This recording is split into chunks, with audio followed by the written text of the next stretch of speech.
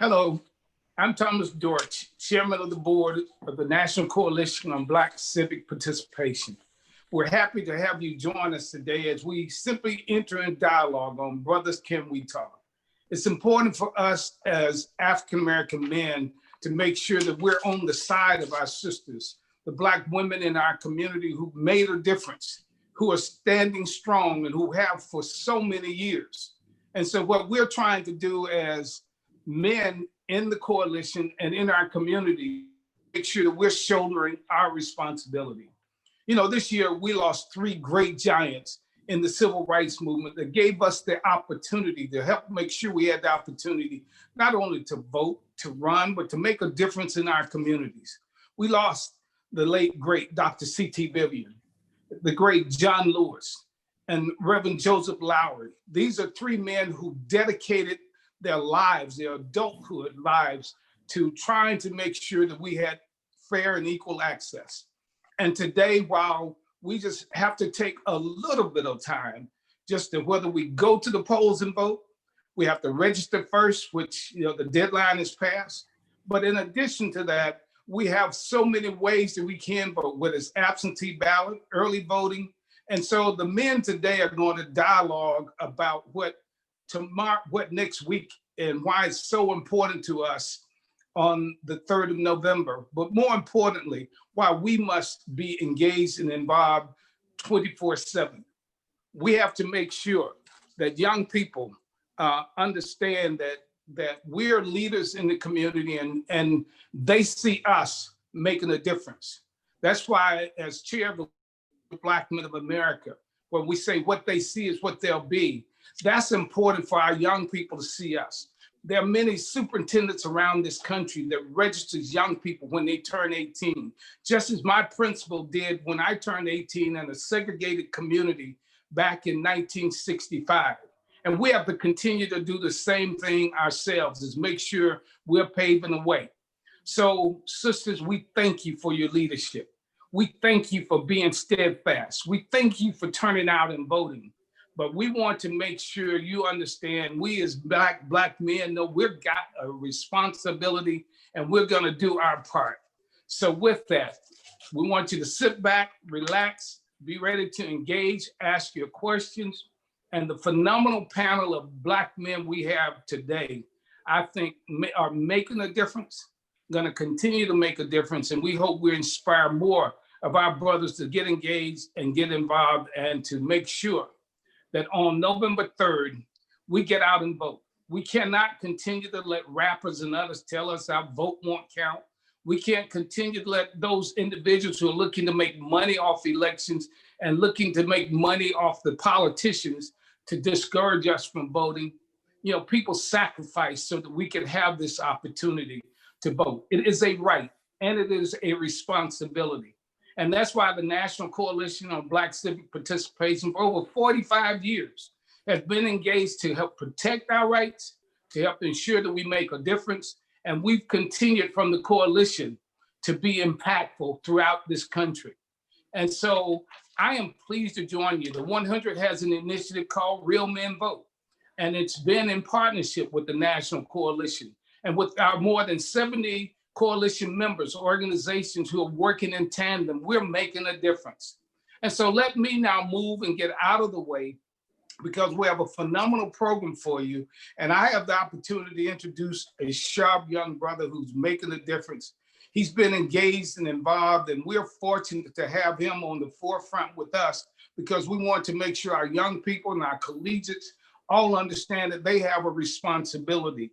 And so at this point, it's my opportunity to introduce again the young man who heads up our Black Youth Vote project, who will now come in, introduce the rest of our team. And of course, let me just say that Daryl Coles is one of those young brothers that, again, it reminds me of a lot of things I used to do. I got engaged and involved very early in life and have never looked back. Daryl, we appreciate your leadership. We appreciate what you're doing for us at the coalition. And so let me get out of the way, which is one of the other things that I've always said to us. We have to lead, we have to follow, or we have to get out of the way, but we have to pave the way for future generations. But more importantly, And let me say again, November 3rd is a milestone in the future of this nation. And as John Lewis said from the Voter Education Project, if you don't vote, you don't count. We want you to be counted. And we want you to go to the polls and take others with you and take some of those young people so they can see why it's so important. So Darryl, let me turn it over to you now. Thank you, Mr. Dortch. Hello, everyone. I'm Darryl Coase, National Project Coordinator for Black Youth Vote. And I'd like to take this time by first thanking Mr. Dortch. It's an honor and pleasure to be serving beside you today as co-host for this amazing panel we have today.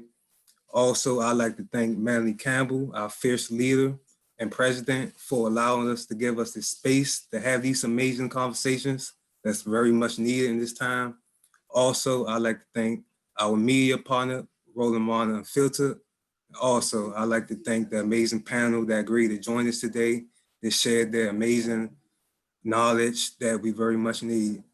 And at this last time, I'd like to thank our moderator and brother in the movement, Diallo Brooks.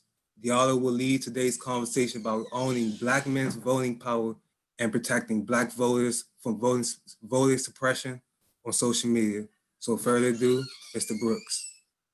Thank you, Darryl. Appreciate the introduction. I just want to thank everybody for joining this call today. The upcoming 2020 presidential election is shaping up to be both historic and the most important election of our lifetime.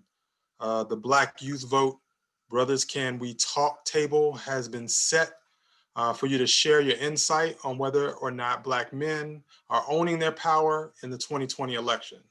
Also, the discussion will focus on what you and your organizations are doing to ensure Black men maximize their voting power, to address the key issues impacting Black men, but also our families and our communities.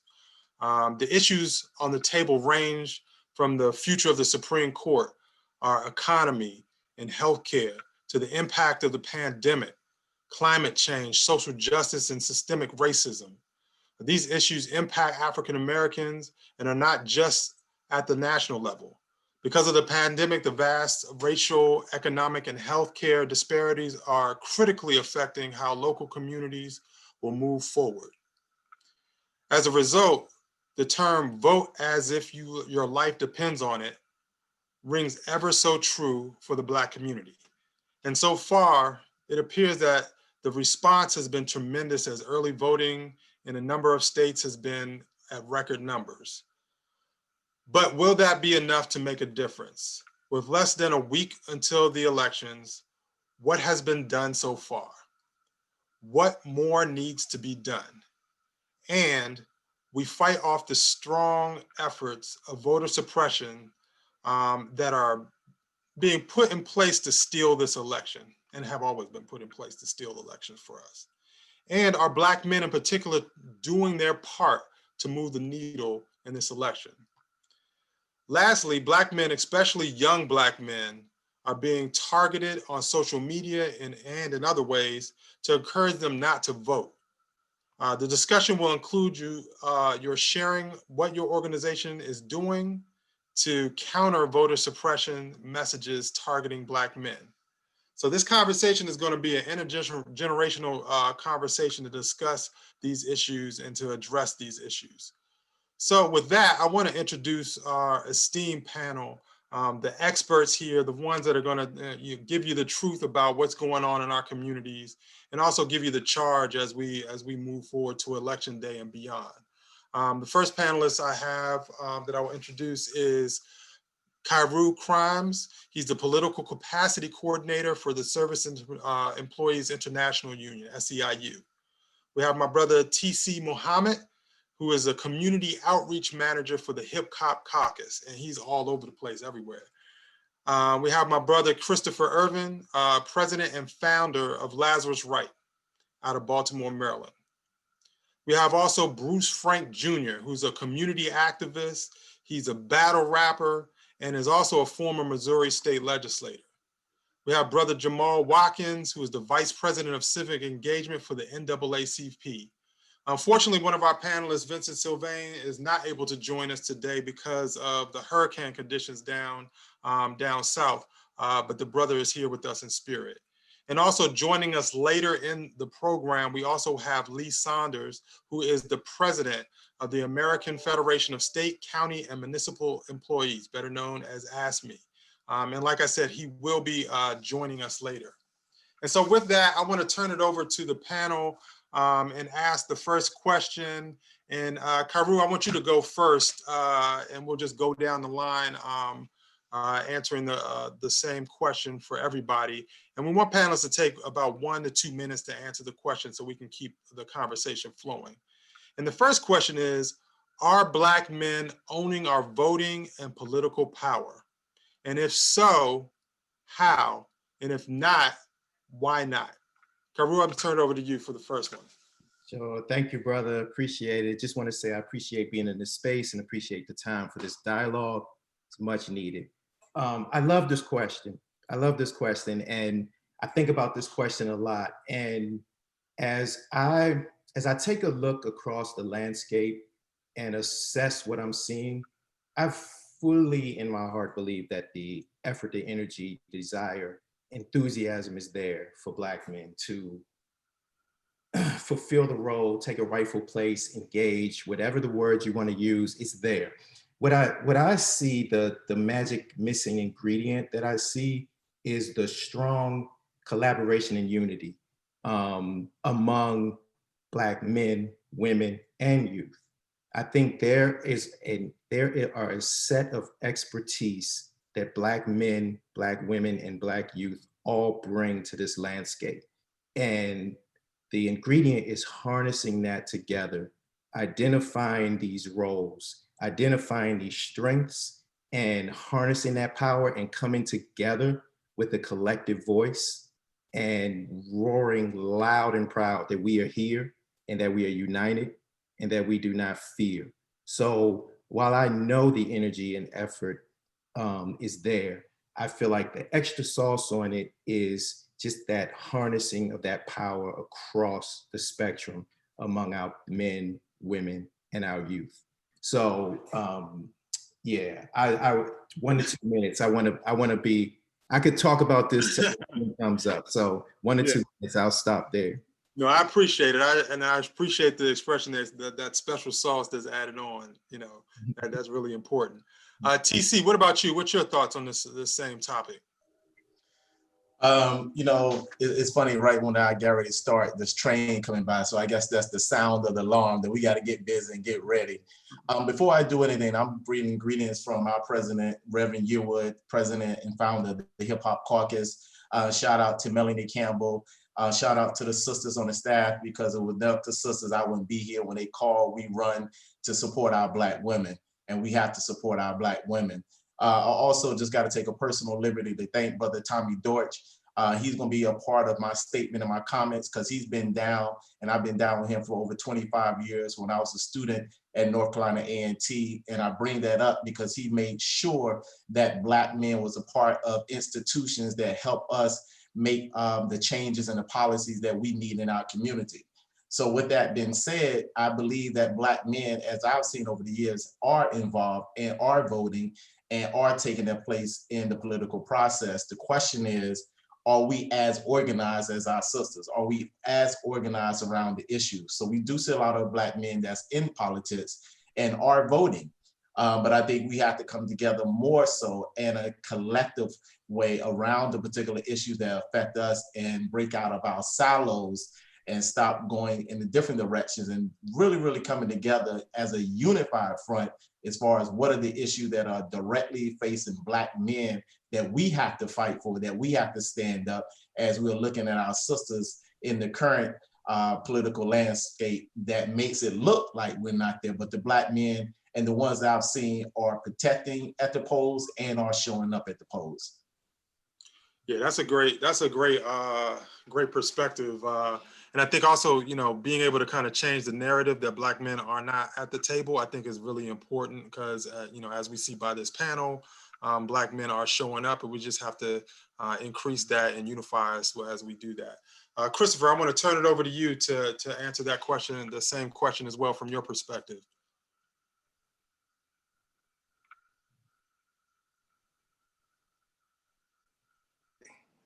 Thank you, Brother Diallo, and thank you for having this event. To our host, thank you for the invite, which wouldn't have been possible for me without a sister, Lisa Fager, passing along my name and information. So thank you all for hosting this and allowing me to join.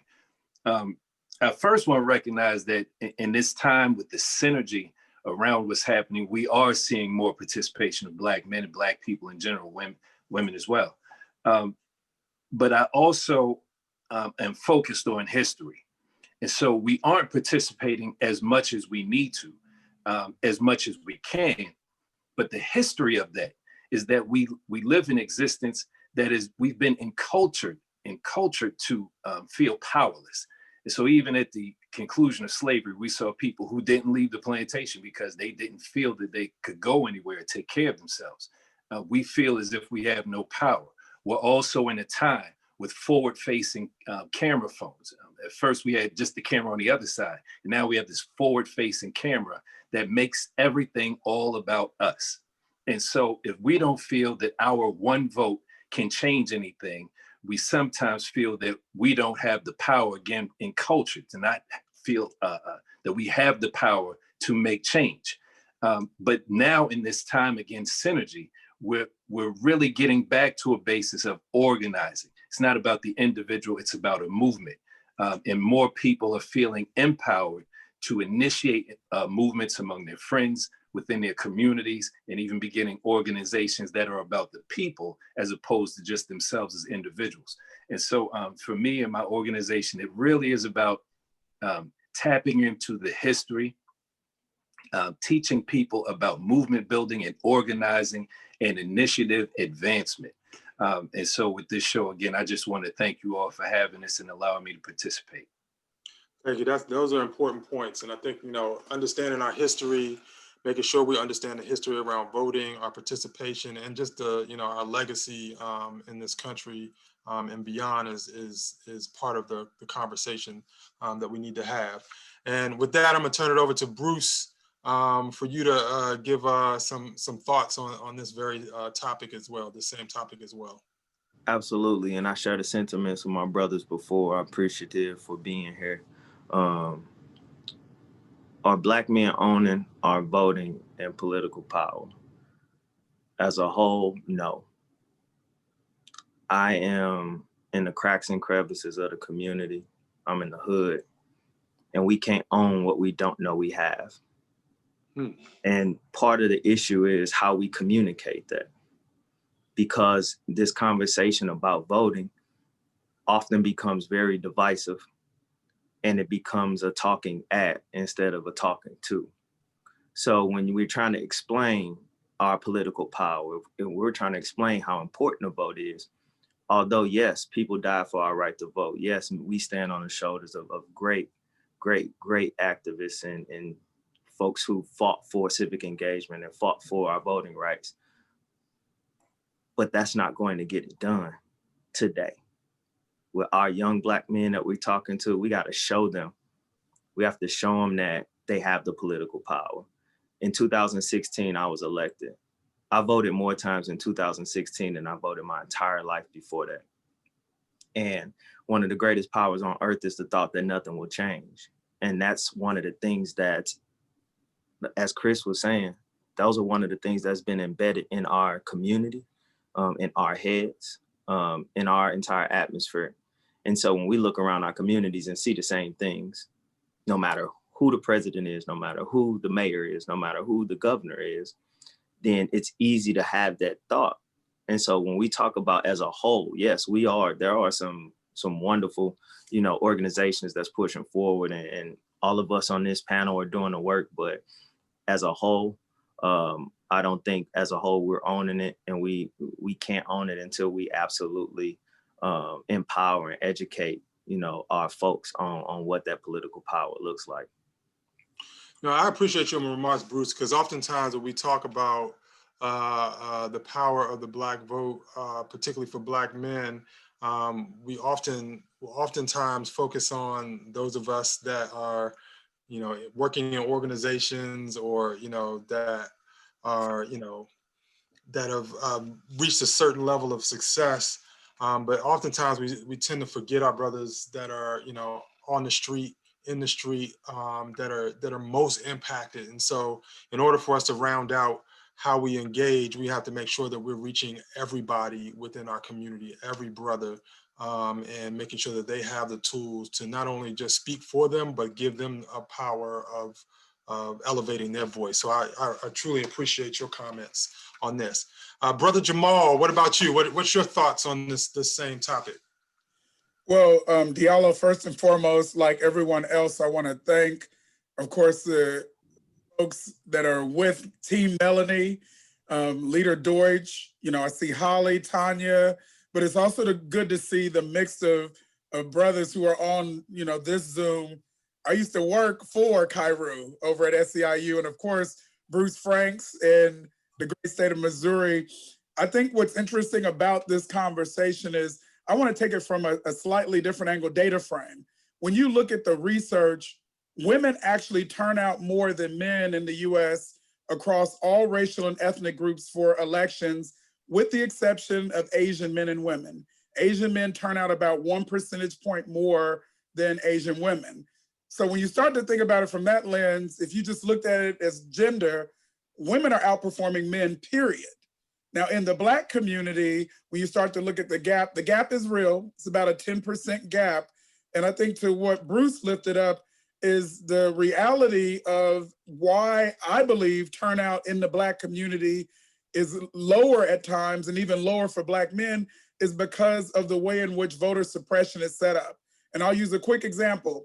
If you can win an election in a community with only getting votes from certain pockets of that community, wealthier parts of that community, whiter parts of that community, then you're not speaking to Black voters, you're not speaking to Black men and Black women.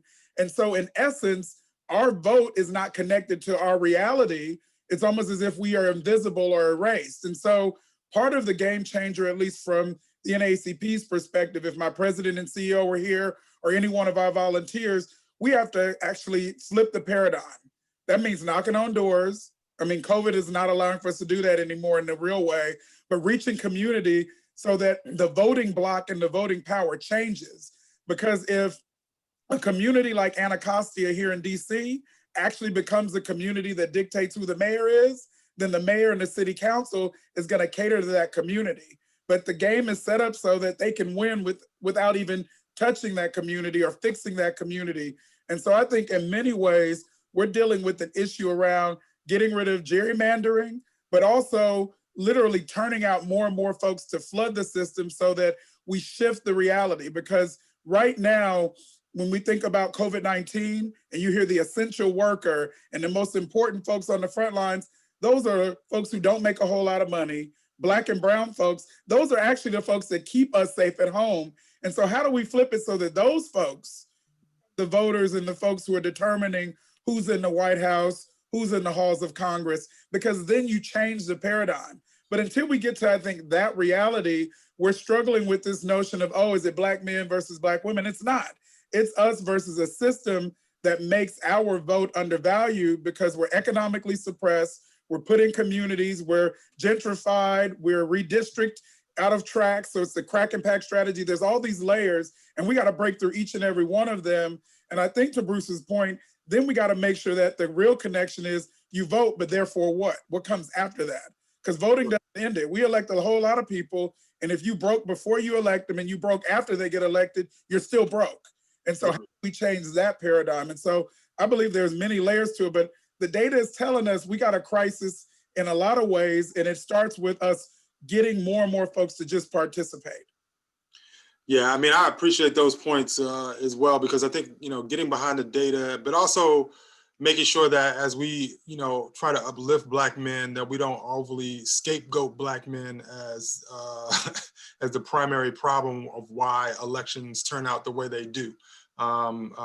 Because if you look at the data across demographics, across socioeconomics, across different racial groups, you see that trend toward women. But we also see that Black women outperform everyone, and so there's a lot of work that needs to be done, but it also needs to be real conversations about the real issues that impact our communities. And I will say this, it's great to be in a conversation with folks that their organizations or them personally are specifically targeting Black men. I mean, Tommy, that kicked us off, the chair of the National Coalition, he's been doing this work for a long time. Melanie and her organization, the National Coalition has been doing it through through Black Youth Vote. I know we have a new president at People for the American Way. Ben Jealous has come over, and we're doing this Defend the Black Vote campaign this year, and specifically targeting Black men 50 and under to really motivate them to poll. So that it's great to see everybody doing the work that they're doing, all of the organizations that are part of this to create real change. And so, Jamal, what you said kind of really gives us a pivot to the next question. And it is, what do Black men want for their vote in the 2020 election? So Karu, I'm gonna ask you to jump in first. Sure. So, what a question. What a question. So what I see with this, man, like I look at this and it's a battle, and it's a battle between perception, hope, and reality of the Black man. I feel like the history of racism, voter suppression, systemic racism, whatever it is that you want to put, is built on stereotypes, divisiveness, and narratives. It's the narrative that we are divided. It's the narrative that there is no hope. It's the narrative built around, it's a perception built around Black men actually don't care. Black men actually don't want to engage.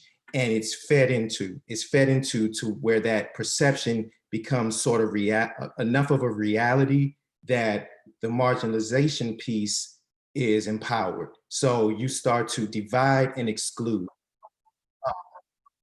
So you start to divide and then you exclude and then you conquer. So the perceptions, whether they're media-based, whether they're targeted with however they're based, they become realities, and then the divisiveness starts there.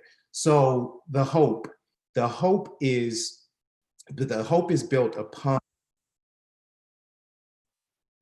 the collaboration that the other brothers highlighted.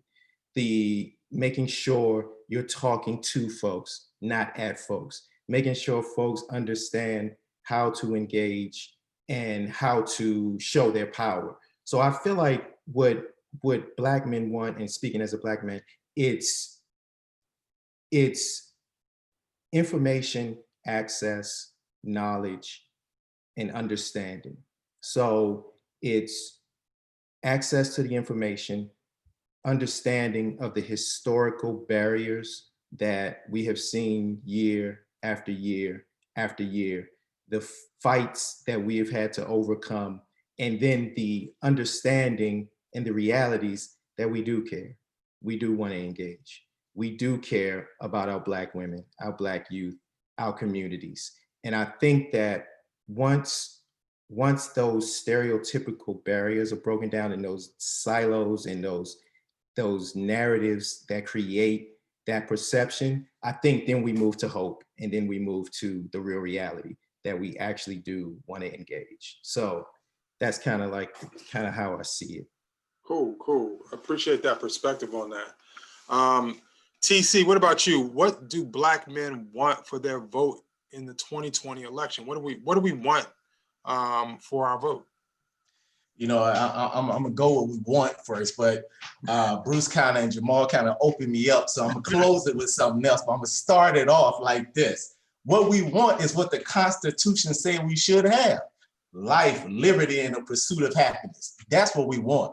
We want our vote to be counted. We want our vote to matter.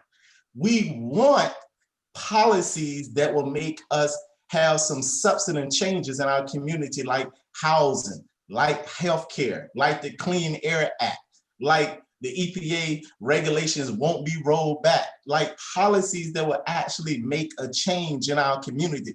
That's what Black men want. Now, when Bruce said I went into the hood, I went to the neighborhoods, for me as a Black man in the hip hop caucus, and we say we from the streets to the suites, we know what we want, but the reality is Black men don't feel that we get what we're asking for. We don't feel like our Black vote matters. We don't feel like it counts. And that's what we're looking for. And that's what we're going to demand. And that's where we have to show up. And it's bigger than the presidential election. We got to get involved in our city councils, our board of educations. And we got to understand that our vote shapes policies by shaping the mayors in our communities, the police chiefs in our communities, the judges in our communities. The amount of money that goes into our community for economic development comes from our vote. So we have to connect the issues with the vote. We just can't say vote, and that's the problem. We want stuff, but we don't even know how to make the connection of the power of the vote. So people say, well, look, if I can't get what I want, why do I want to even vote? So if you're going to give me life, liberty, and the pursuit of happiness, I give you my vote. And we have to make sure that we show how that works. We got to make sure that we can do that. And I think Bruce is one of those examples that we love to show in the Hip Hop Caucus. We went straight from the battle stage to the political stage. And we're going to battle just as hard from the rap battles as we're going to go for the political battle. And we just got to make sure that people understand that you can do both.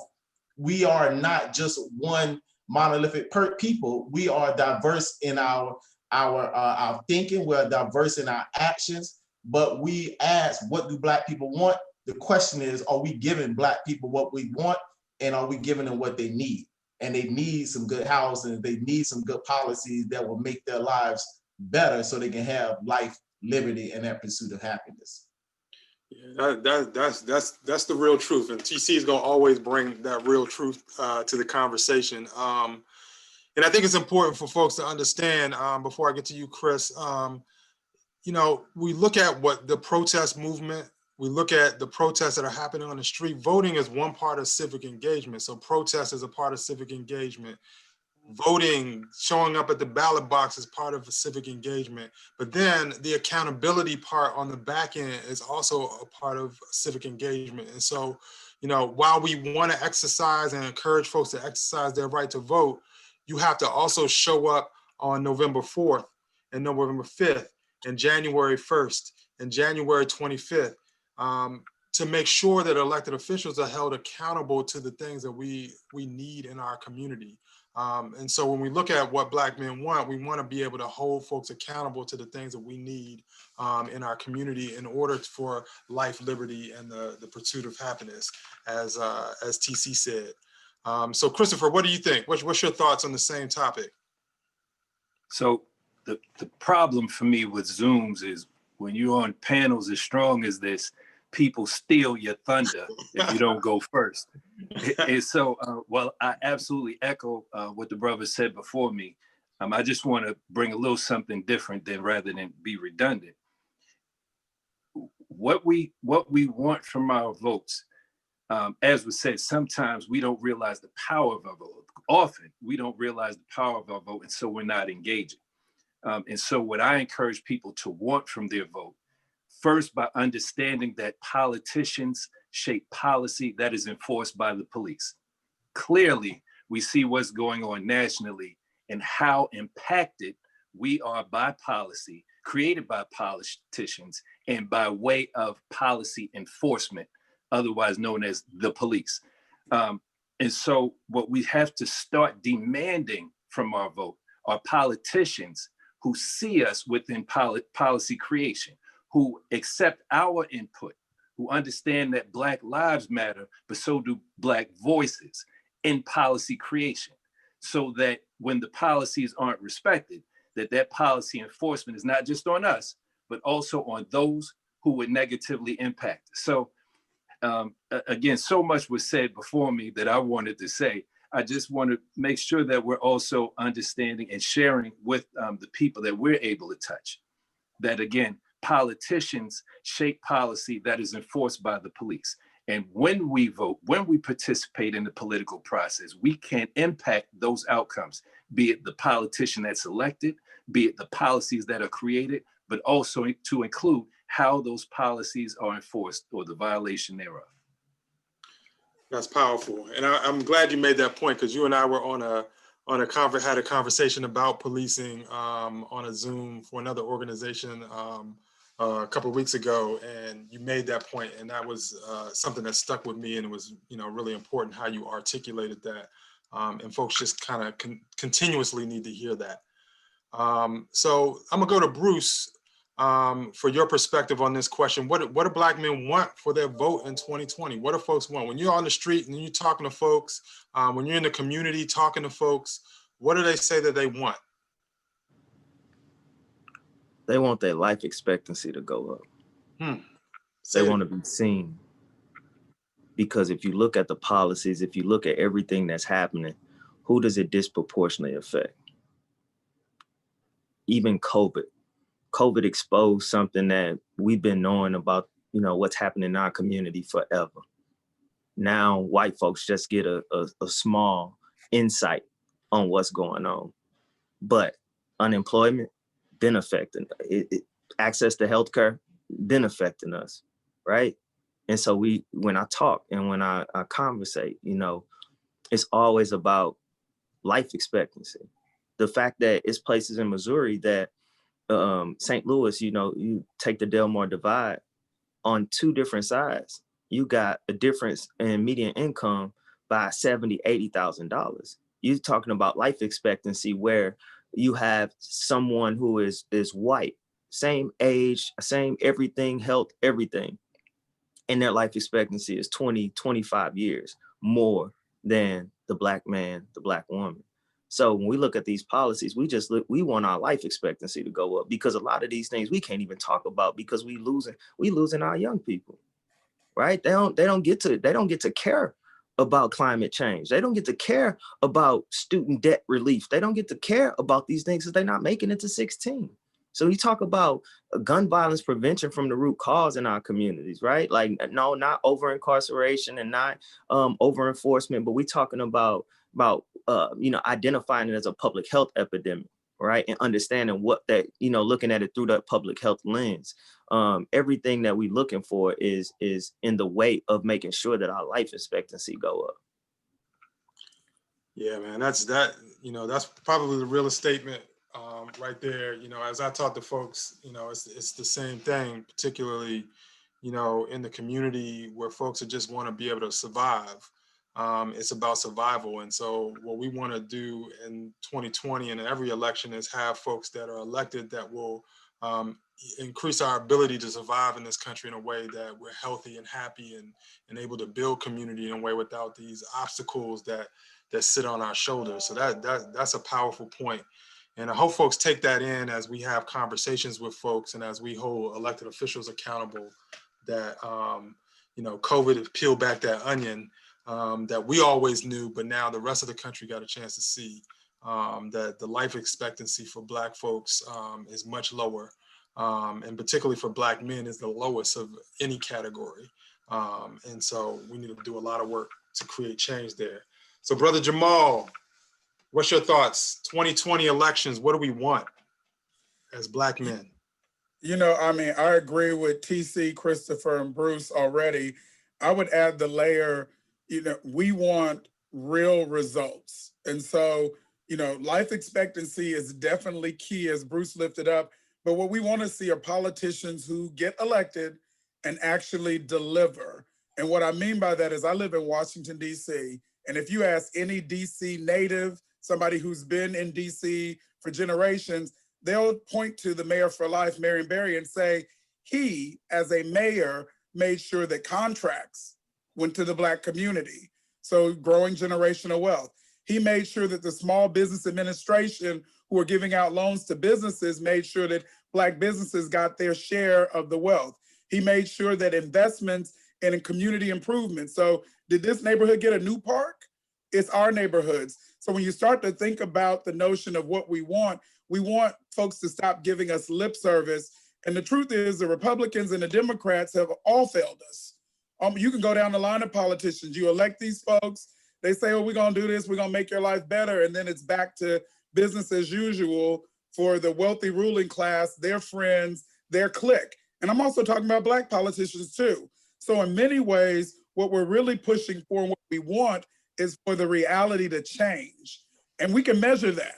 So I'm not talking about give me hope and then I go home and there's nothing on my kitchen table. I can't feed my family. We literally want to see you moving an agenda that's going to invest back in our community, our family, and it has to be measurable. Now, the tough part about that is we still are striving to become like a Donald Trump. We want to be wealthy, powerful, rich, have a good life. But the reality is we're not getting that from either side right now. So this election not only has to be different in terms of what happens afterwards, but how we measure that. If you don't come out of this on the other side stronger and actually see real change, then you're going to get the same type of apathy, type of frustration, because we done heard it before. You promising to do something and we don't see it. And that's, I think, what Black men, Black women, the Black community not only want, is what we're demanding. Wow, I mean, it's hard to follow up when you put it in those very stark points. And it's really a holding folks accountable. Like you said, you live in Washington, D.C. I'm born and raised here in Washington, D.C., so I know exactly what you mean. And it's holding all politicians accountable to the things that are increasingly important. And also, as folks increase wealth, is that they remember to not leave folks behind as that process happens as well. Because oftentimes what happens even within our own community is folks make a little bit of money and they also forget that there are also folks in their community that are struggling. And so they should be advocating on behalf of everybody. And so, yeah, definitely want to make sure that we continue to lift that up. Also, just to note to the viewers that Vincent Sylvain, convener of the Louisiana Unity Coalition, has joined us. Vincent, welcome to the conversation. We're going to plug you in for sure once I see you live on the camera. And so the question before the group, before I pivot to the next question, and since you're here with us, is what do Black men want for their vote in 2020 in 1 to 2 minute answers?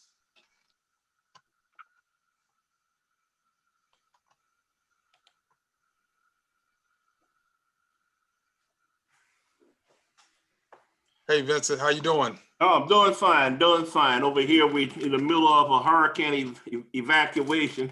This is the 7th time this year for this area, which is unprecedented, unbelievable, and actually unexpected, because as of last night, everything was supposed to have been fine. And next thing we know, we got a Category 2 hurricane staring down our face.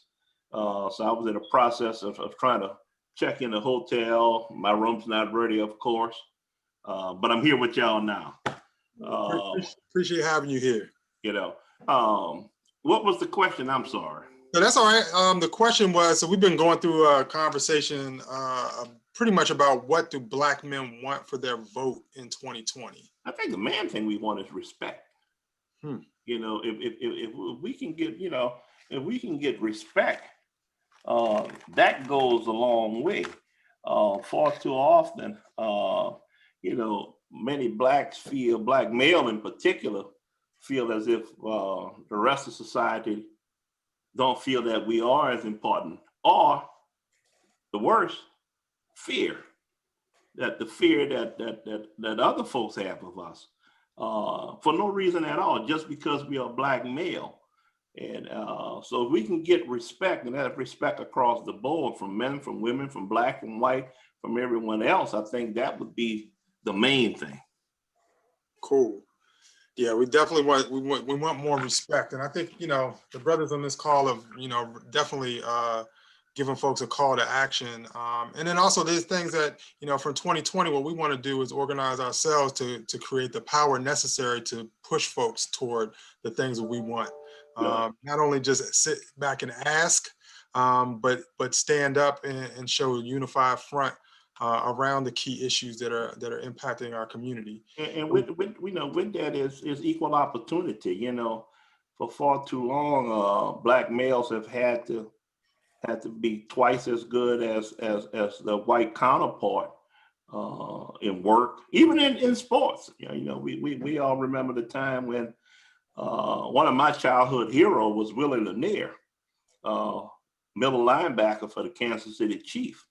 who, once he finished football, became an executive with Coca-Cola.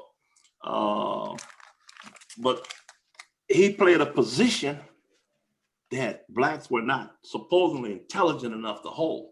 See, now we take that for granted, but the middle linebacker was the quarterback of the defense.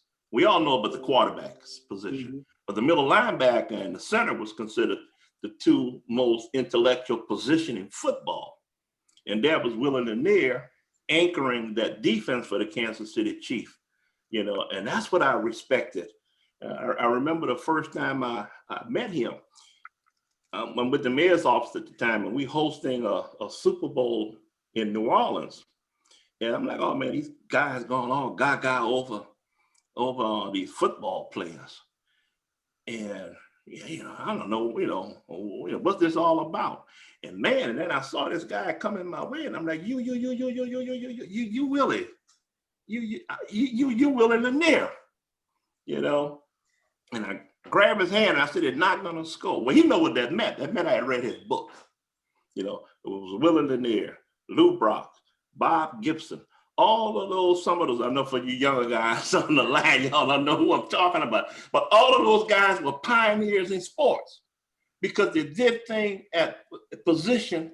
They overcame those barriers where even in sport, we had to be twice as good as the white man to be able to play those positions, to play a leadership role on those teams.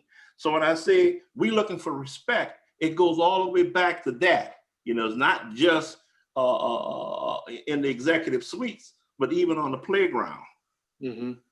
Appreciate that, Vincent. Appreciate that, Vincent. This is a multi-generational conversation that we're having. So, appreciate the analogies from whatever generation folks are bringing to this. I think that's part of the power of what we're doing. And so I'm going to pivot into our next question, and I'm going to pepper some questions at a couple of the panelists as we kind of go forward to keep our time tight. And so Holly and Tanya and folks don't get on me for going too long. So basically, the next question is what are the top 3 issues that you're concerned about that impact Black men's ability to achieve racial, economic, and social justice, and also ensure Black boys are empowered to live out their dreams? So actually, I'm gonna go to Bruce first for that question. Man, only 3? I got you. Yeah, now we're gonna be on here forever talking about the impact in our community. I think for me, as I organize and just in the streets, I think about gun violence.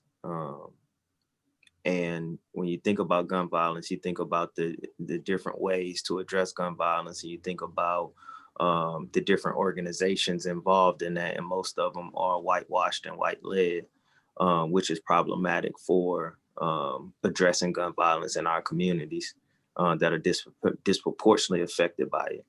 I think about police brutality and misconduct as a whole, and that's something that we can't turn an eye to. We can't act like it's not happening. We can't keep demonizing our Black folks who are getting killed at the hands of the police.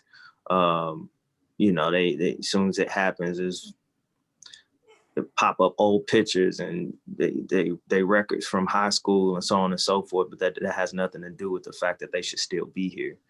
And then when I just think about access to healthcare, healthcare as a whole is very important, but I don't think that I have the conversation with a lot of young Black men about healthcare because we're not good at it, right? We're not good at taking care of ourselves. We're not good at getting checked on.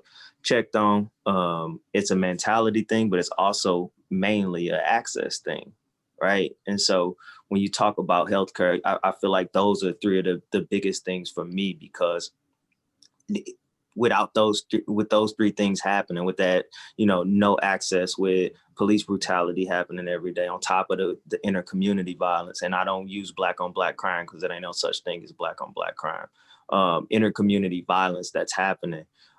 these are the things that are directly impacting us. And so those are my three. What was the second part of that question? And also, you know, it's all a part of the same question. It's also ensuring Black boys are empowered to live their dreams. Okay, yeah.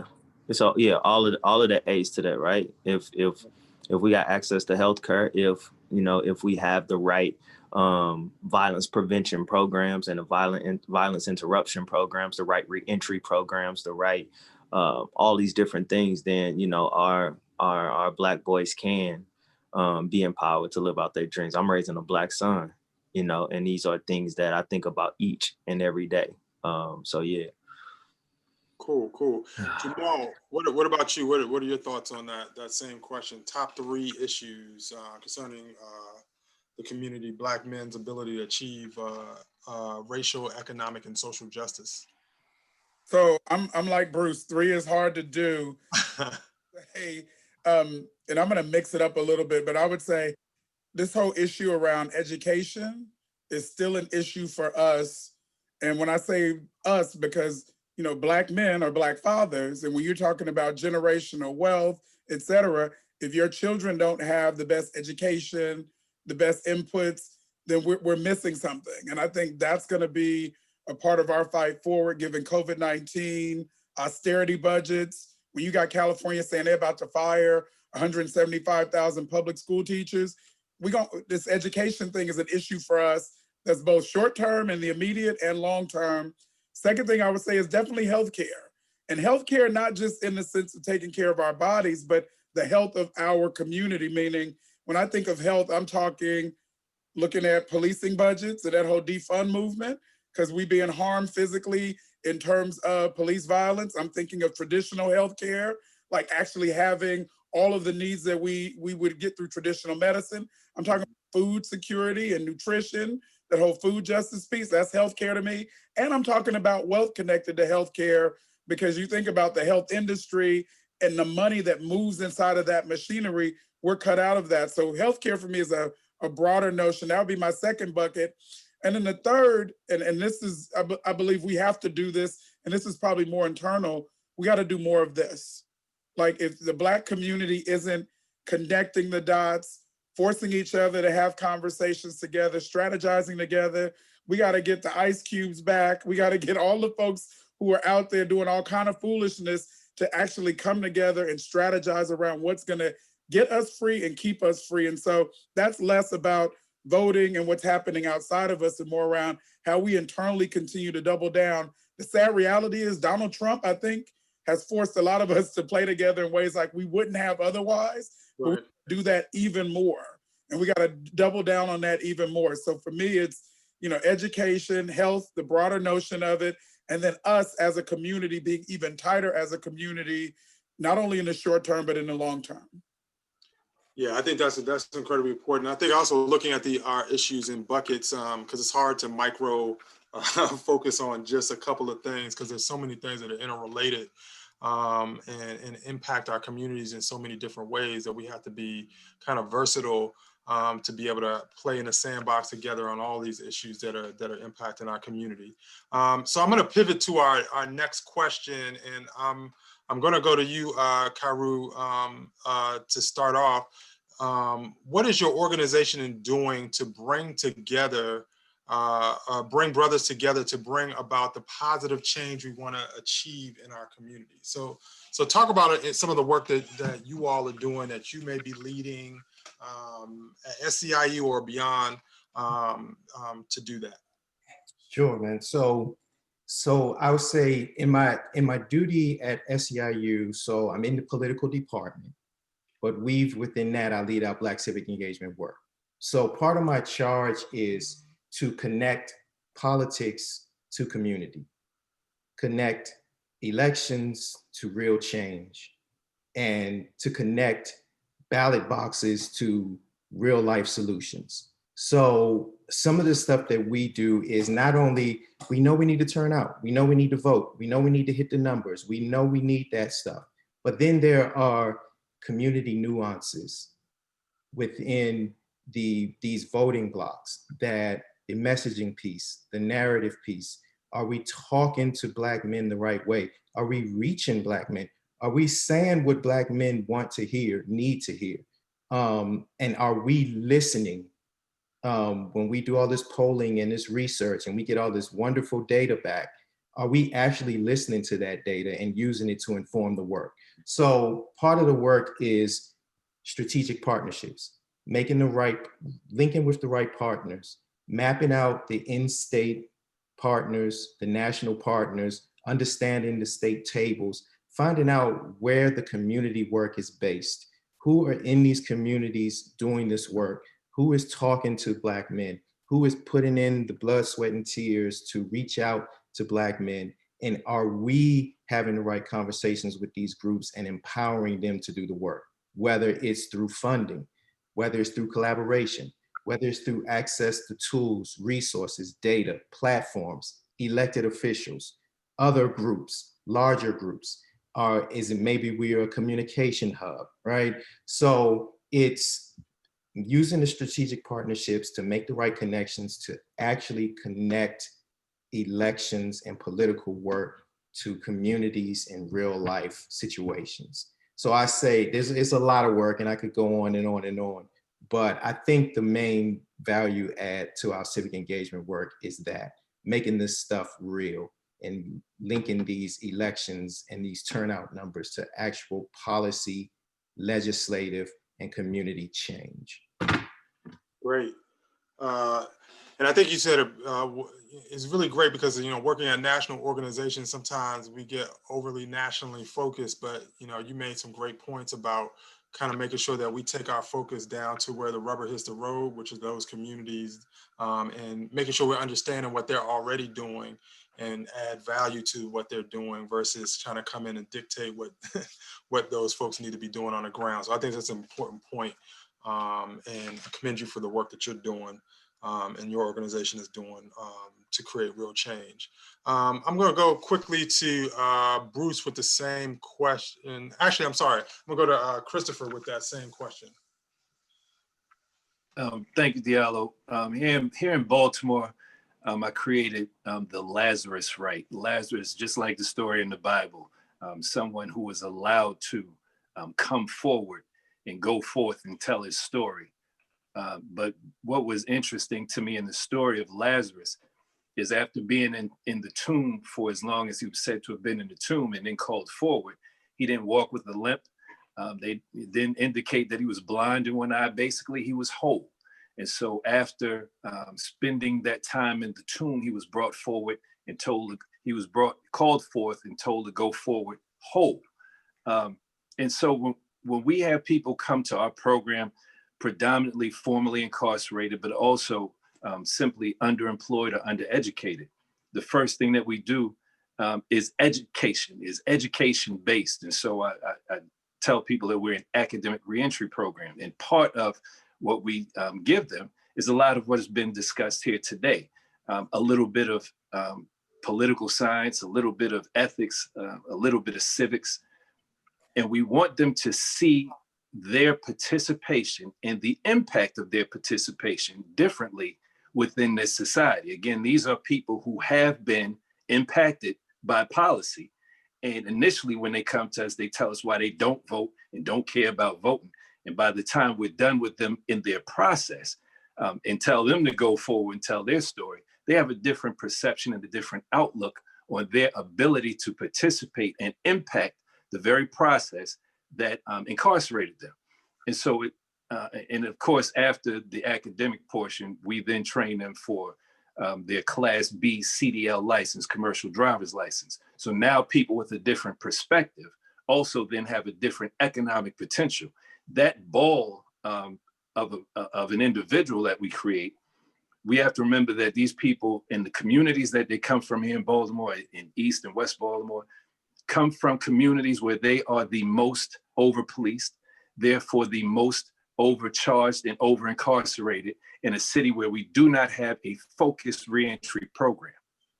What that leads to is communities that look like communities that most of us know, and where Freddie Gray happened. So the overall takeaway is just that we have to put a focus on education so that we can then get the focused outcomes that we want as results. And that's a big thing for our program.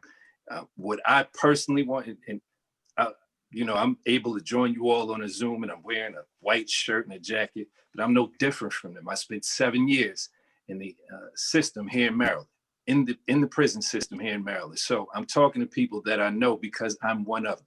I'm no different, no better. And we know the dynamics of power.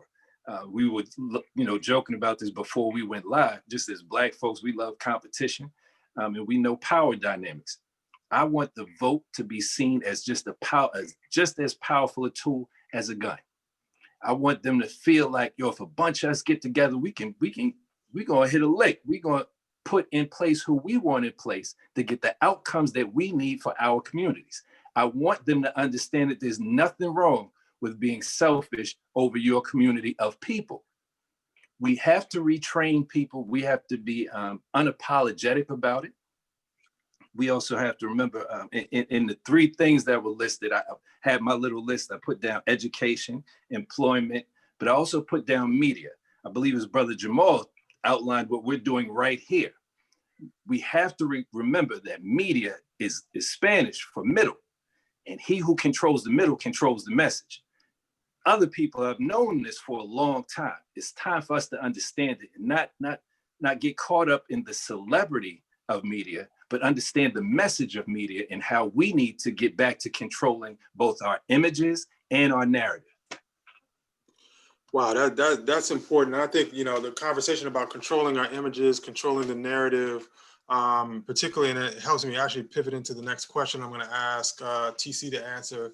But, you know, we've talked a lot about a lot of misinformation that's been put out there through different platforms, through social media, and it's targeted at Black men, the Black community as a whole.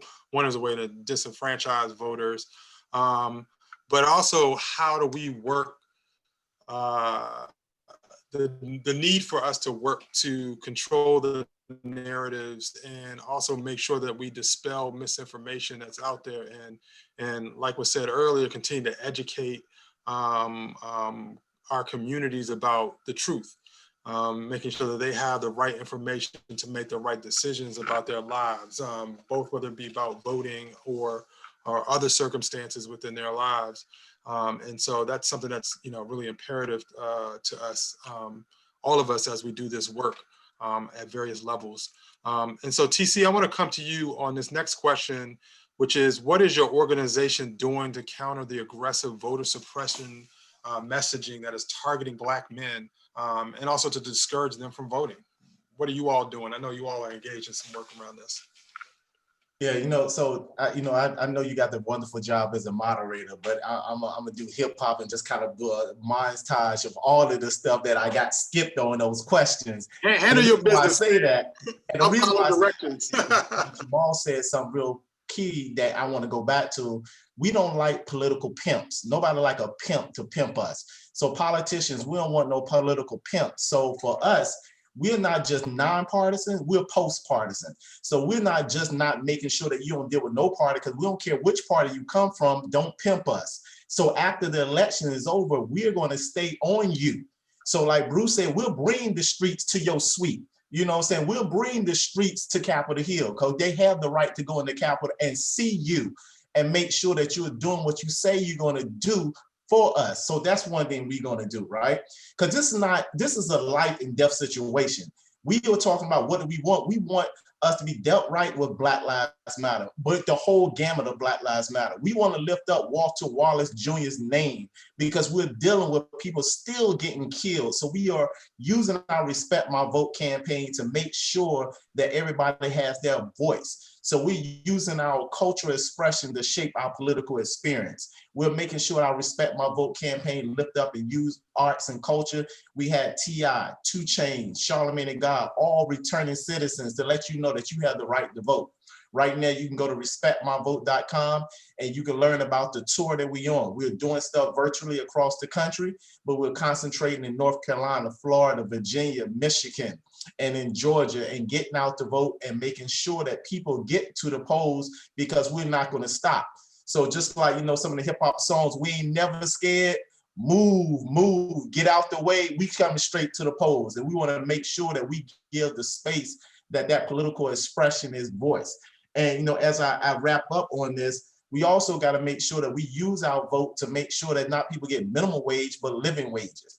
And also some of the times we always talking about criminal justice and policing, but the other silent killer is climate change. I'm not talking about the Birkenstock, polar bears and ice caps. I'm talking about us living in pollution, us living without clean air and clean water. Flint still doesn't have drinking water. So the cameras have left from Flint, but we still in Flint. The people have left New Orleans as though they recovered. Well, we still in New Orleans after the 15th anniversary of Hurricane Katrina, because our people still suffer from wildfires. They still suffer from hurricanes. They still suffer from drought. So we got to make sure that we're not getting suppressed, not just at the polls, but we have to make sure that we have education around the issues all year round. Not just political, not just a presidential election. If we're not discussing these issues all year round, so that's why Reverend Yearwood always says, when the movement is strong, the music is strong.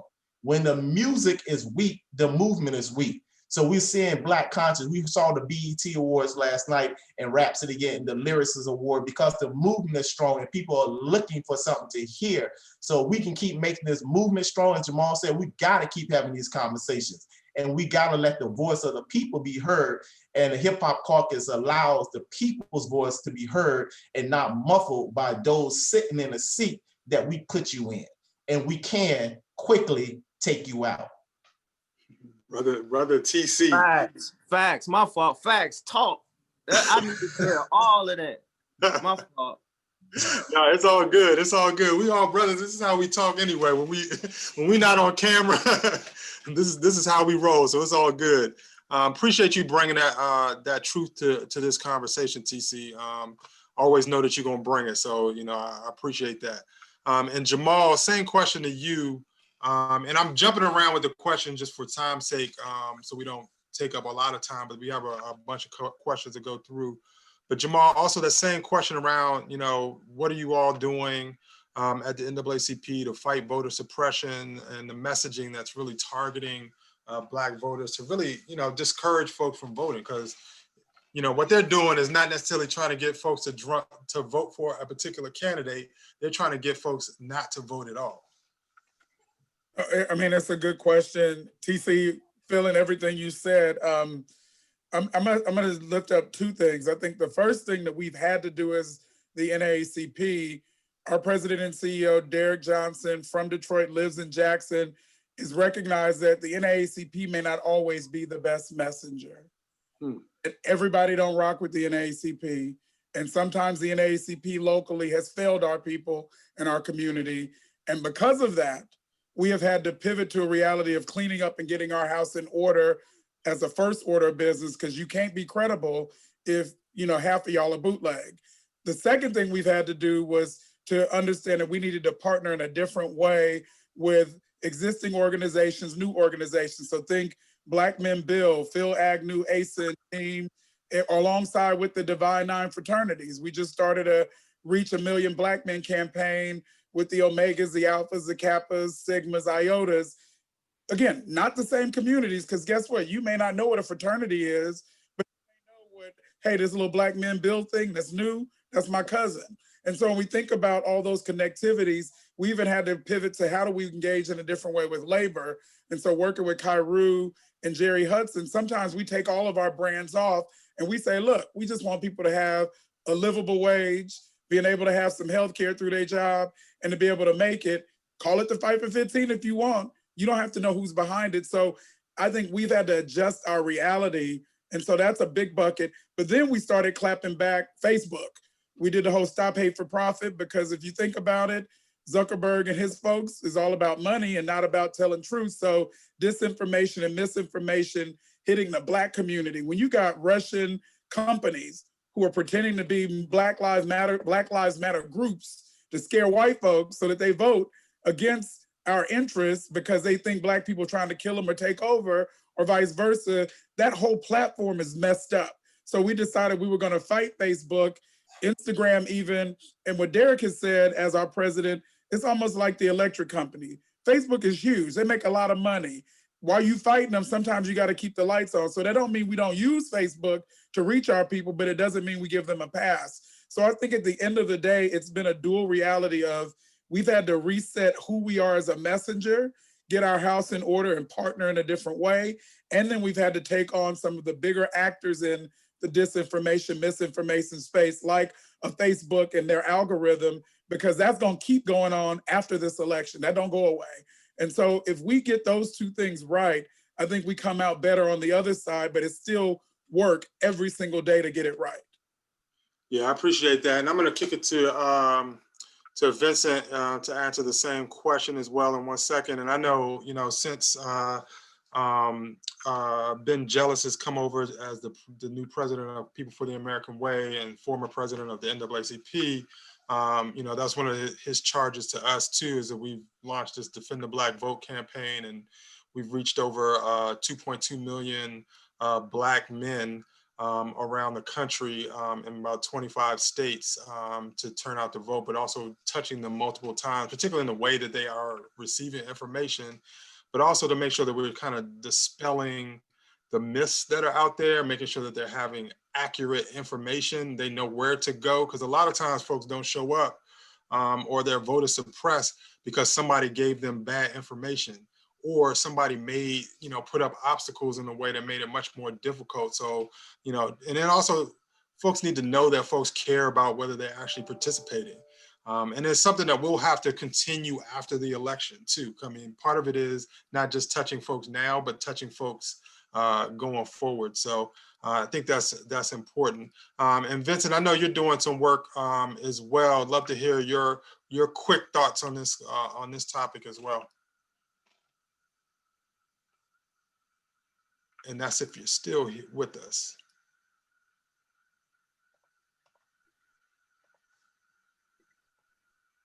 All right, if Vincent is not still with us, let's just pivot to the next question, because I think the next question is critically important for us to answer. And actually, you know what? Let me say this.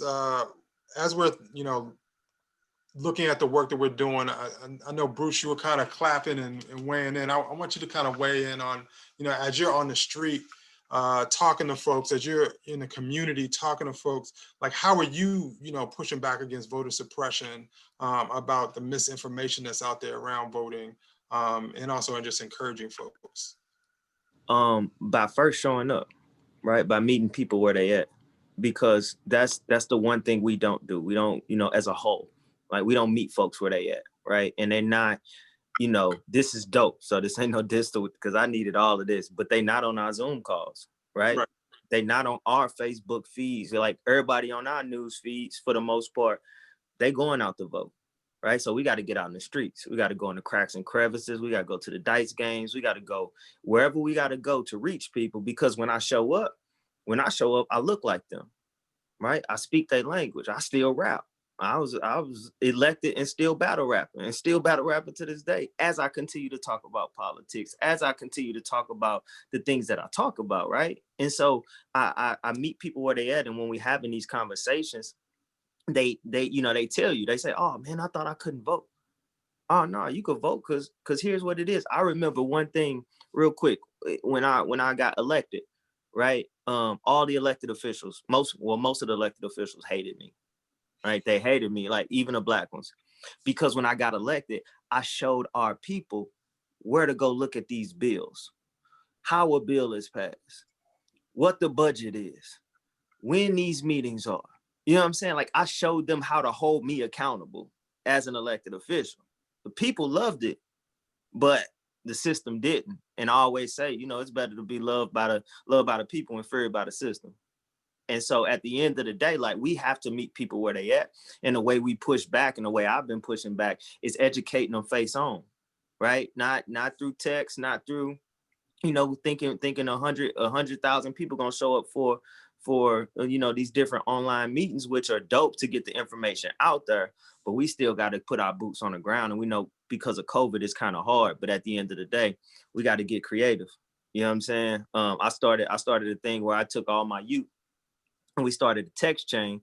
And what happened is they bought 20 of their friends. So each one of my youth bought 20 of their friends into a different text chain. So I got like 20 different text chains with 20 different, I mean, that's 400 youth though. You see what I'm saying? That's when we look down the road, it's 400. And so at the end of the day, like, we got to do the unconventional things, and we have to, the key phrase is we got to meet our people where they at, because they ain't in the places that we think they are conventionally. Yeah, and that's leveraging power. That's creating and leveraging power. I think that's beautiful. And I think more elected officials need to follow your lead of making sure that they give the privileged information that they hold to the community, because they're there because of the community. And so as we, train and talk to elected officials, that's what we want them to do, is be a conduit to the power, be a conduit for the community, and make sure the community is able to leverage power to create real change. Diallo. Yes. Real quick, bro. I said in a battle rap, I said, when I got in office, some thought I would change. I mean, they thought I would. You know what I did with my keys to the city? I went to Home Depot and made copies for the hood. Like, you gotta get these gems that we got. And I don't care if you're an organization, I don't care if you're elected official, this information that we privy to, that belongs to the people, because the people the reason why we here in the first place. So if we not giving it back to the people, if I know where all the skeletons at, if I know where all the secret doors at, if I know where all the bodies at, I need to bring the people to the people's house and say, okay, the skeletons over there, bodies over there, secret passage door right there, knock 3 times on that door and it's gonna slide. That's what we got to do. You know what I'm saying? And I'm gonna stop right there, bro. Hey, but that's powerful. That's the real that we need to be talking about. Karu, quickly, how do we bring brothers together to leverage our voting, political, and economic power to bring about racial justice for Black men, particularly in this environment that we're in? So I'm gonna take it back to a question we asked. It was the 3-part question. It was the 3 issues, and my issues were safety, access, and policy. Okay, and I say that because I just want to be real for a second. Safety, man, like, we're under attack. I mean, like, literally under attack. Like, they are killing us. They are trying to take us out every single day by any means necessary. I have 2 Black sons, and every single day, I think this is the day one of them is not coming back home, because this was the day somebody decided that their life didn't matter. This is every single day. I wake up and I go to bed every night hoping my Black boys make it home. Okay, so safety. How are they going to enjoy racial justice and economic justice and climate change if they're not alive to see it? That's the first thing. Second thing, access to information. How are we bringing folks together? My son's first time he was eligible to vote was in 2016. Okay, he came to me, he said, why should I vote? That's what he said to me. He said, I'm excited about being able to vote, but why should I do this? And I sat him down and I explained to him that it actually starts at the city council level, the councilmen's, the folks that you can see, the feel and touch, not the people on TV, the presidential candidates. It's too late by then. By the time you're voting for them, your life has been decided. This is the importance of voting. And when I sat down and I broke it down for him, a light bulb went off and he started organizing all his friends to vote. And his friends started voting. I think that the way we bring folks together is like this. It's these conversations. It's having the conversations with the young folks, being the gatekeepers that we are, because we won't be young forever. Like, we're going to get old and we're going to have to sit down and we're going to need somebody to pass this baton to. And it has to be these young folks. And it has to be, we have to empower them and grow them to take our roles and take our positions. So I just wanted to say, like, how we bring folks together is through this community organizing and these conversations and getting out there in the streets, actually talking to people. One of the things that I hate that COVID took away from me was getting in the streets. I love having these conversations. I love strategizing. I love talking about money that's beautiful. But when I really feel like I'm making a difference is when I see somebody's face and I knock on their door and I explain to them why I'm out here in this t-shirt in 40-degree weather, 30-degree weather, trying to get them to vote. And when I do that type of grassroots organizing, that's when I really feel like I'm making a difference. So how do we bring folks together? We bring folks together by bringing folks together, by having actual conversations, actually sharing all this information that we have access to with the people who can use it, move forward, and do something with it. So I just wanted to really say that. I hated to take us back, but I just wanted to say that that's literally how we do it, because I recognize I'm out here saving the world, but my sons need me too. Right. My sons need me, right? It starts at home. And if we can organize our families and our friends and our communities, then we got a big bucket of work. We got some bricks in our bucket that we can take out here and throw at this system and break some of these walls down. So yeah, so I just wanted to say that. We are short on time. We short on time. I appreciate that. And also we have our brother, Lee Saunders, who's the president of ASME. He has joined us. And so I wanted to make sure he got a chance to jump in and answer that question, or, you know, speak truth to power as he always does around the importance of voting, around the importance of mobilizing our community, the importance of Black men engaging, and any other work that you all are doing to create real change. Welcome to the conversation. And you're on mute. I'm getting it there. There you go. There you go. First of all, let me apologize for being a little late. I had some other things that I couldn't change, but I was really enjoying the conversation and what the two brothers were saying regarding what we must do as a community. And one thing that I think we've got to stress, and one thing that AFSCME, my union, has done, and we represent 1.4 million public service workers across the country in every public service job that you can think of. But we've gotten back to basics. And what do I mean by that? We knock on doors now, we talk to folks. Now, knocking on doors right now is a little dangerous, so we had to step back, but we're doing it virtually. But we had to reconnect with our members and reconnect with our communities. Not only to talk with folks, but more importantly, to listen to what they have to say.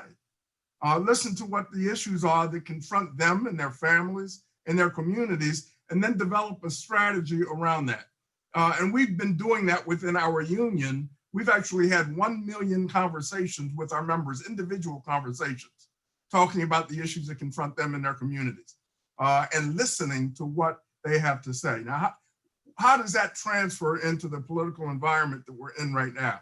Well, we also learned this, that we can't parachute people in the last 2 or 3 months of the campaign and expect that we're going to move folk. If people don't know you, if you haven't spent time within that community.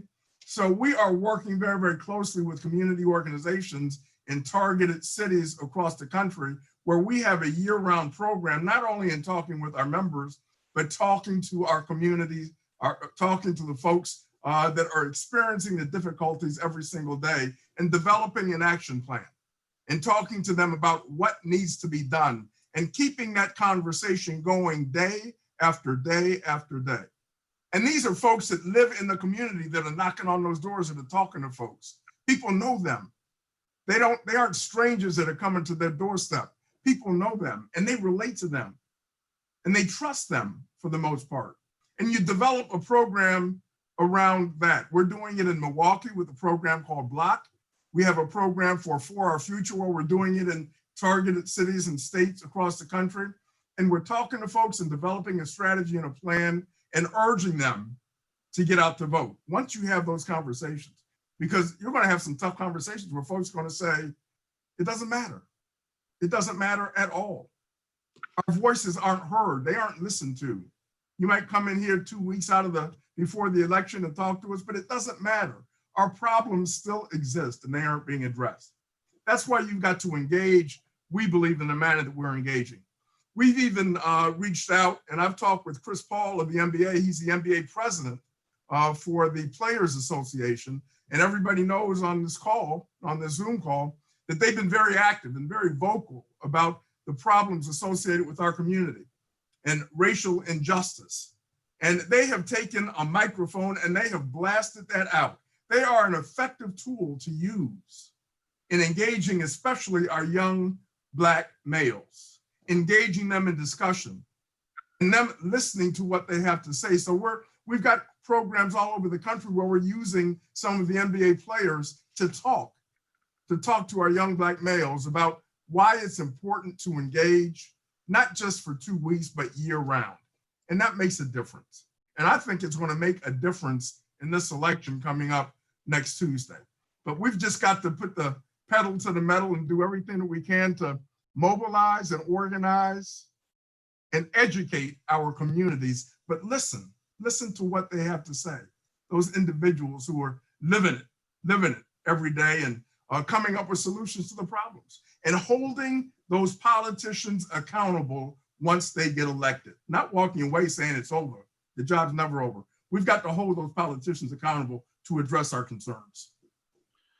Those are incredibly powerful points, and you give a great pivot to the last question that I want to ask all of the panelists. I'm going to ask folks to give a kind of a short and sweet answer to this question that I'm going to ask you really quickly as we end this panel discussion, which has been a very powerful discussion.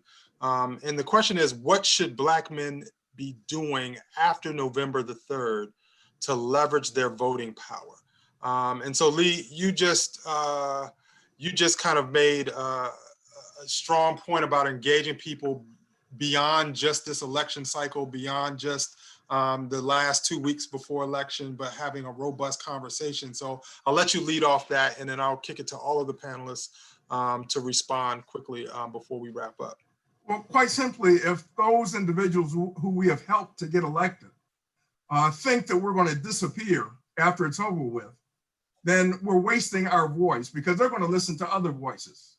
And that's why it's so important that this is a year-round campaign and we organize on a daily basis and educate on a daily basis. So if, in fact, those elected officials aren't doing what they said they were going to do to help our community, then we hold them accountable and we get in their face and we tell them what was talked about before they were elected and what our expectations are while they sit in office. We've got to hold folks accountable, as simple as that. And we haven't done a great job at doing that, to be quite honest with you, but we've got to do it now. People are fed up and they're tired, and that's why you have so many people saying voting doesn't matter, because some of the issues that have been talked about during the campaign aren't dealt with after that campaign is over with. And it's up to us to hold those folks accountable. Definitely. Karu, real quick answer on that question. What do folks do after November 3rd? On November 4th, what are folks showing up and doing? Sure. So echoing President Saunders, 2 prongs of our program, continuous and accountability.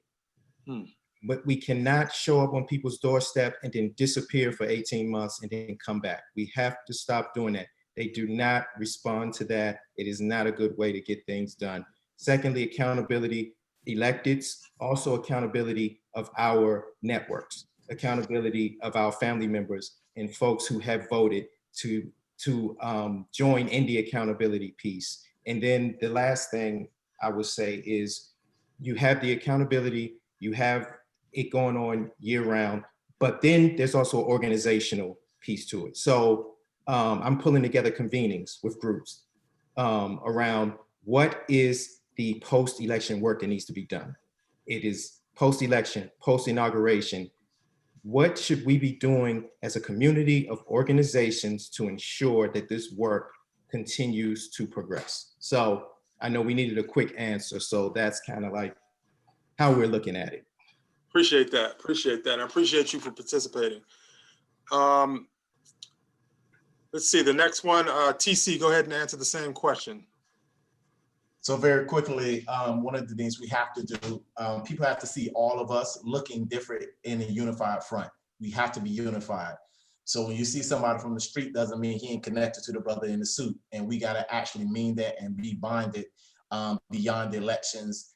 Beyond that, we have to build our institutions. We have to leverage our institutions. We need to support institutions that are run by us and that are for us. And we have to make that. We have to also come together to not make a next month plan, but we need to make our 2030 plan, our 2040 plan, so that we will already be on projectile for what we want and what we want to do. So we have to do those things. So those are the things I say that we should do. We just got to make sure we leverage our institutions. And last but not least, go to respectmyvote.com. And tonight, Hip Hop Caucus on all platforms, Instagram, YouTube, Facebook, at 8:30 p.m. We're going to have our virtual tour in Florida. So you want to hear some hip hop and some poetry. 8:30 Hip Hop Caucus, all platforms. And I say that is because, as Brian, our brother said, we have to reach our people where they are. So wherever they are, wherever they're listening to, that's where we're going to get the message from. And we have to be continuously stick to it about the issue, not necessarily the politician. And Lee, I said it earlier, and I agree with you. We got to hold them to account. So if we need to take 100 hoodie brothers to Capitol, we just got to take 100 hoodie brothers to the Capitol. I'm just saying, good conversations are always welcome. Great, great. Christopher, same question. Thank you, Diallo. I'm sitting here reflecting on the comments of Brother Bruce from earlier. And so when we talk about, how we bring people together, I'm more focused on the fact that people are already getting together and we're not going to them. Even through COVID, we see brothers getting together on different corners or different places, and we're not going to them. We want them to come to us. So my thing is, I go where they are. Yes, I'm masked up. I'll take masks and give them out and engage them in conversations around the things that affect them. So I really, as far as for the next election always begins the day after the prior election. I don't even wait for inaugurations. The day after the election, you have, whether it's a 2-year window or a 4-year window, to get ready for that next election. And every day is precious. So towards being able to count votes, you have to be able to build that constituency.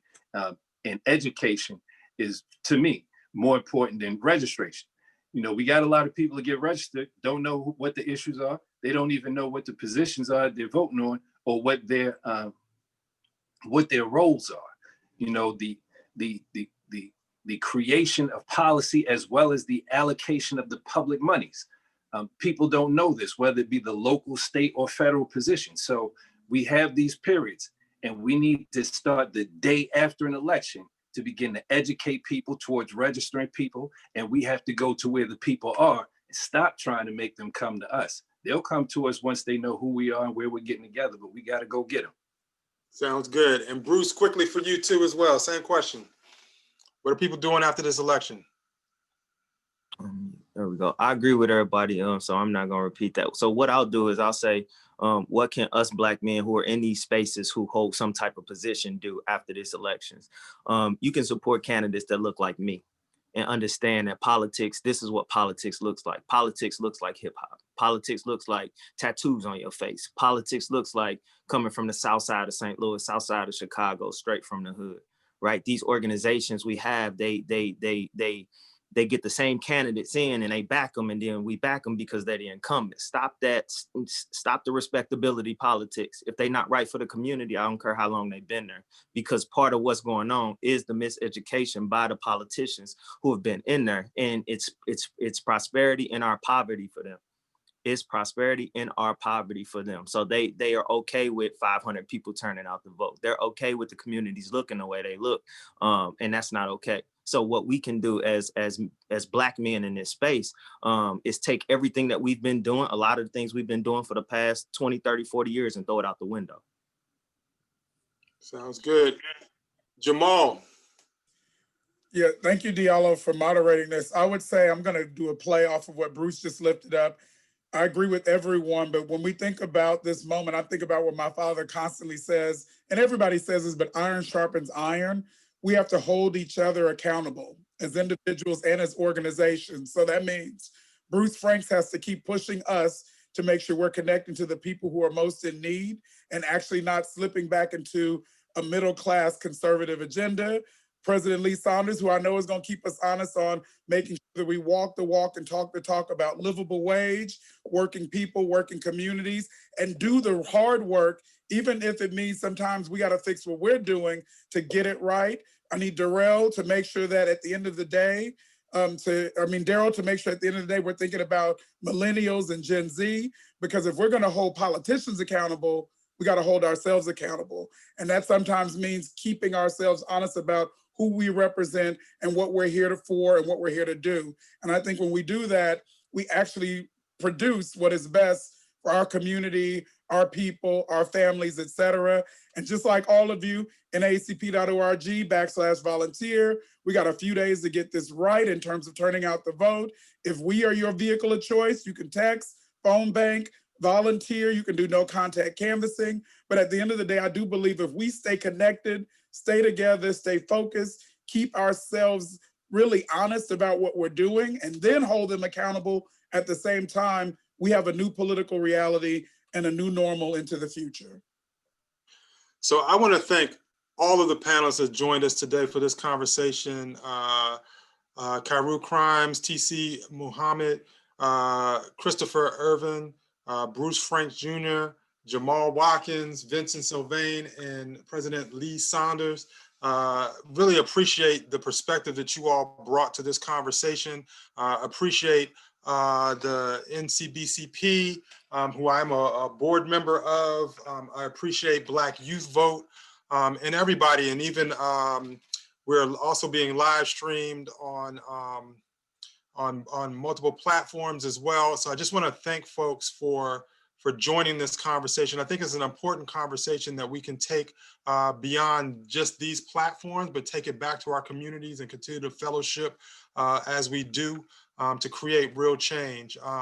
We'll ask folks to follow the National Coalition on Black Civic Participation and also Black Youth Vote on Facebook, Twitter, and Instagram. And I just want to thank Melanie Campbell for her vision and her leadership around creating spaces like this for us to have these conversations. And also lastly, want to thank Roland Martin for allowing us to use his platform to stream this event as well. Voting is a part of civic engagement. Civic engagement happens when we protest in the street. Civic engagement happens when we show up at the polls. Civic engagement happens the day after election when we show up at elected officials' offices and to hold them accountable. Civic engagement happens when we meet together in our communities to develop strategies and plans to create real change. And so all of us have been a part of this movement in different ways. We're all connected to each other, and we're all gonna continue to work hard to build stronger platforms, stronger ways to engage our community, and also to leverage the power that we have as Black men, but also as part of a larger Black community. So I just want to thank everybody for joining us. I think we're going to hang on camera for a second. Holly is going to put the image back up, and then we'll just have a screenshot of all of us together on the camera before we end. And thank you.